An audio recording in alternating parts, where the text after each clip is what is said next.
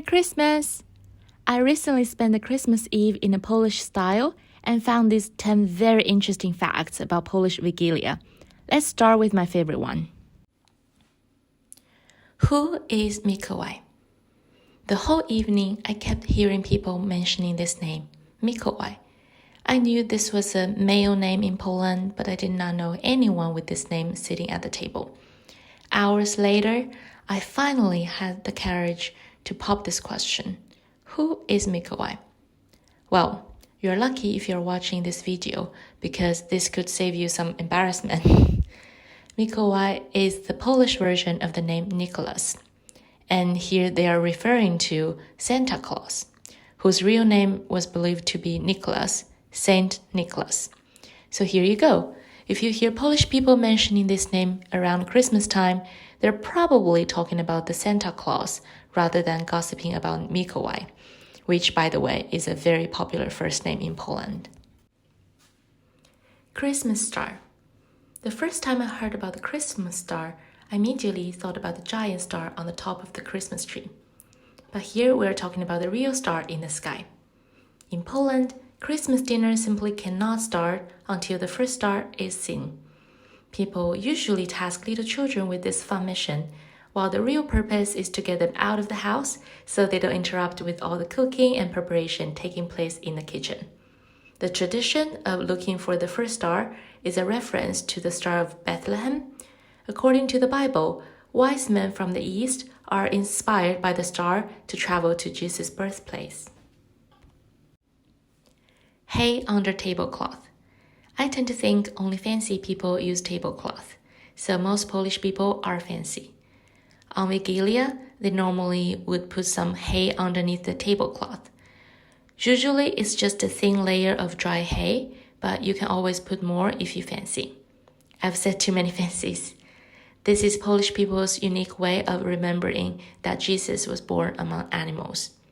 If you'd like to practice this fancy tradition, next Christmas, don't forget to prepare some hay and a tablecloth. One spare seat. One spare seat for someone in need. It is a tradition to leave one seat empty for an unexpected visitor. If someone turns up at the door on Christmas Eve, the host is expected to provide this guest with food and shelter. Although my Polish friends joked that if someone actually turned up at your door, do not open the door, as the tradition is to leave the seat empty. Oh well. Sharing wafer. Traditionally, the wafer is a rectangle about the size of a hand and embossed with a Christmas scene, and is to be shared with everyone at the dinner. The key takeaway here is that the wafer is quite small, and if you have a big family, you need to make sure that you only take a tiny corner piece when someone shares their wafer with you. Otherwise, their wafers would be finished before they are done exchanging it with everyone at the table.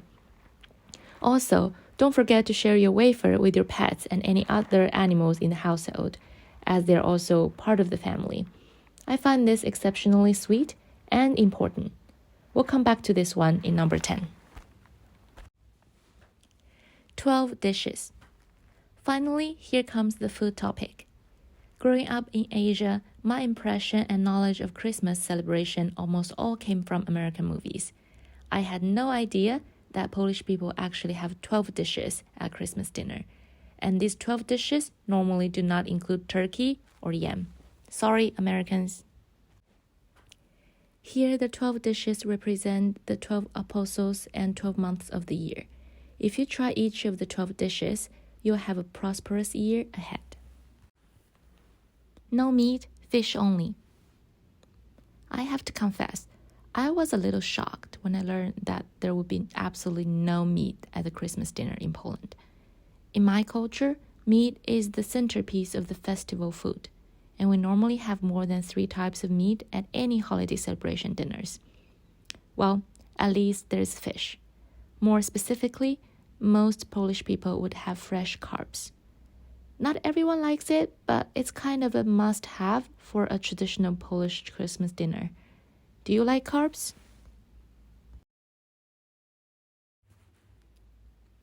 Secret Santa. You might say Secret Santa is not a Polish thing, People are doing it all over the world. But, Polish people have a designated day for Secret Santa. It is the 6th of December every year, as this is the name day for Mikołaj. Mikołaj who? Remember the number one fun fact that I talked about at the beginning of this video? Mikołaj is Nicholas, the Saint Nicholas, aka Santa Claus. So a lot of Polish people would do gift exchanging on that day. Depending on the family, some people also do a second round of gifting on Christmas Eve or even Christmas Day, like putting gifts under the Christmas tree. I personally don't mind multiple rounds of gifting. The more, the merrier. Midnight Mass. Yes, midnight. After feasting and gifting, maybe after another tray of desserts, another pot of tea, the family would go to the church together for a midnight mass, where there's lots of singing. Some Polish carols are really lovely, highly recommended. Speaking animals. Now the last one, and probably the most special one. Polish people believe that on Wigilia, animals are granted the gift of human voices as a reward for their role in welcoming Jesus to earth. Some people believe that this would only happen if you shared your Christmas wafer with the animal. Hence why I said earlier that it was really important. Not sure what your animal would say to you, but you can share your wafer with them next Christmas to find out. Don't forget to come back here and let me know what the whispers are. I hope you also find some of these facts interesting. Don't forget to check back in 4 months' time when I talk about the special traditions of Polish Easter. I am very new to Polish culture and am currently learning Polish. Maybe one day I will feel confident enough to do a video in Polish.